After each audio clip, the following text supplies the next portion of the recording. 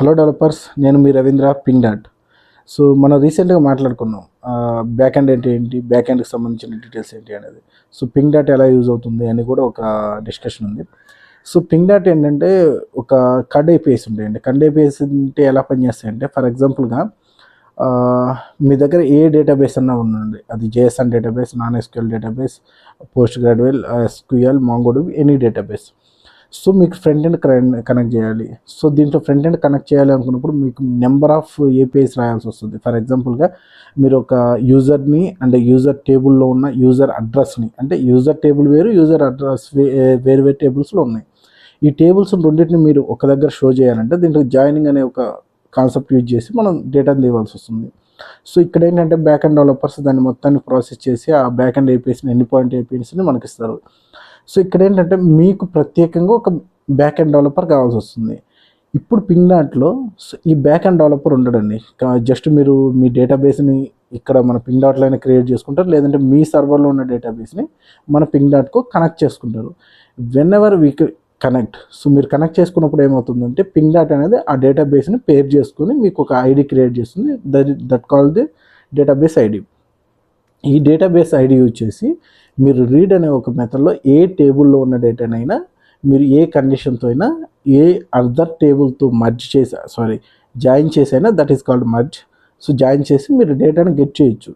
ఇది ఎంత ఫ్లెక్సిబుల్గా ఉంటుందంటే, మీరు వన్ టైం యూజ్ చేశారు, లేదు మీరు మీ ఐడిఐ ఏజెంట్కి ఎక్స్ప్లెయిన్ చేశారనుకోండి, ఫర్ ఎగ్జాంపుల్ ఏఐకి. సో మీరు ఎలాంటి అప్లికేషన్ మ్యాక్స్ 3 or 4 డేస్లో కంప్లీట్ చేయొచ్చు.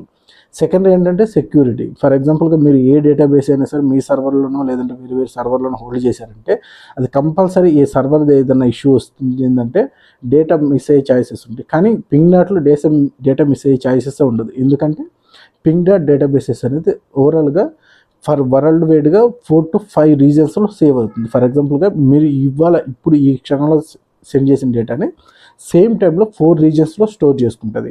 సో ఇన్ కేస్ ఒక దగ్గర నుంచి మనకి లాక్ అయినా కానీ సెకండ్ బ్యాకప్ అనేది చాలా హెవీ ఉంటుంది. ఇలా 4 type ఆఫ్ డేటాబేస్ బ్యాకప్స్ ఉంటాయి కాబట్టి డేటా మిస్ అయ్యే ఛాయిసెస్ ఉండదు. మీరు చూడండి, ఒకసారి వెబ్సైట్లోకి వెళ్ళండి, డేటా వెరిఫై చేయండి, శాంపిల్ వర్షన్స్ క్రియేట్ చేసుకోండి, అండ్ మీరు చూడండి. ఒకసారి చూస్తే మీకు వాట్ ఎవర్ ఏంటి అనేది అర్థమవుతుంది. అండ్ మీకు ఇంకేదైనా డౌట్స్ ఉంటే మీరు టికెట్లో కూడా రైజ్ చేయొచ్చు. టికెట్లో కూడా మ్యాక్స్ 1 or 2 అవర్స్లో మీకు రిప్లై అనేది వస్తుంది. సో ప్రాబ్లం అయితే ఉండదు. So trust me and check it. ఎందుకంటే as a not a business person, I'm also developer. So నేను నేను డెవలపర్ నుంచి ఫేస్ చేసిన ఇష్యూ నుంచి నేను ఈ సొల్యూషన్ అనేది తీసుకొచ్చాను. అండ్ ఇలాంటివి మనకు మార్కెట్లో లేవంటే చాలా ఉన్నాయి. చాలా మార్కెట్లో చాలా అప్లికేషన్స్ ఉన్నాయి, like fire base, suspender, etcetera. Super base, suspender కాదు, సూపర్ బేస్ అండ్ వ్యాపరైటర్, ఎక్సెట్రా.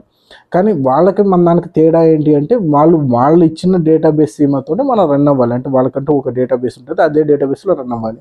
కానీ ఇక్కడ మనం మల్టిపుల్ డేటాబేస్తో కనెక్ట్ అవుతూ అండ్ సెకండరీ కస్టమర్కి మన మీద నమ్మకం లేకపోతే వాళ్ళ సర్వర్లో ఉన్న డేటాబేస్ పెట్టుకొని మనతో కొలాబరేషన్ రన్ చేయొచ్చు.